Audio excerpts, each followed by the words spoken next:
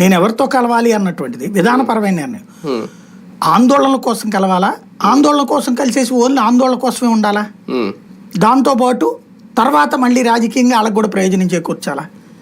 వాళ్ళు వీళ్ళతో ఆందోళన అంటే మీరు గనక 1000 మంది కార్యకర్తలు వీళ్ళకు ఉంటే వాళ్ళు కేవలం 10 మంది ఉండి మొత్తం వాళ్ళే హైజాక్ చేయగలరు ప్రచారం. ఎక్కడైనా ఇంతకుముందు ఏ ప్రతిపక్షం ఉన్నా పసుపు జెండాలతో ఎర్ర జెండాలు, నీలం జెండా ఇలాగా ఆ జెండాలతో ఎర్ర జెండాలు కనిపించి ఇప్పుడు ఎర్ర జెండాలు ఎక్కడ కనిపించట్లేదు. అంటే మీరు అబ్జర్వ్ చేస్తే పవన్ కళ్యాణ్ కమ్యూనిస్టులతో కలిసినప్పుడు కూడా జనం అంతా జనసేన వాళ్ళు, జెండాలేమో వాళ్ళే కనబడతాయి, ఎక్కువ అయ్యే ఉంటాయి. అవును, కాబట్టి హైజాక్ చేస్తారు ప్రచారాన్ని. వాళ్ళు ఉండేది 50 మందే ఉన్నా అక్కడొక్కడు ఉండి ఆ పెద్ద పెద్ద పొడుగాడి జెండాలు పెట్టుకుంటారు వాళ్ళు.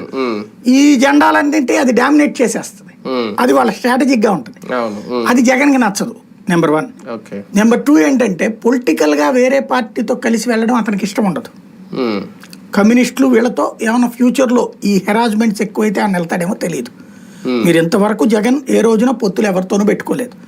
ఒక్క 2014లో ఒక్క ఖమ్మం జిల్లాలో మాత్రమే, అది కూడా పొంగులేటి శ్రీనివాసరెడ్డి అక్కడ లోకల్ గా పొత్తు కుదుర్చుకోవడానికి ఒప్పుకున్నారు, తెలంగాణ మనకి సంబంధం లేదనేసి. ఇక్కడ అప్పుడు పొత్తు అంటే కూడా ఒప్పుకోవాలి, ఎందుకంటే అప్పటికి ఇక్కడ వీళ్ళు ఎన్డీఏగా ఉన్నారు, వాళ్ళు రెడీలో ఉన్నారు 2 రాష్ట్రాల పొత్తులకి. ఒప్పుకోలేదు జగన్మోహన్ రెడ్డి, మనకు వద్దు.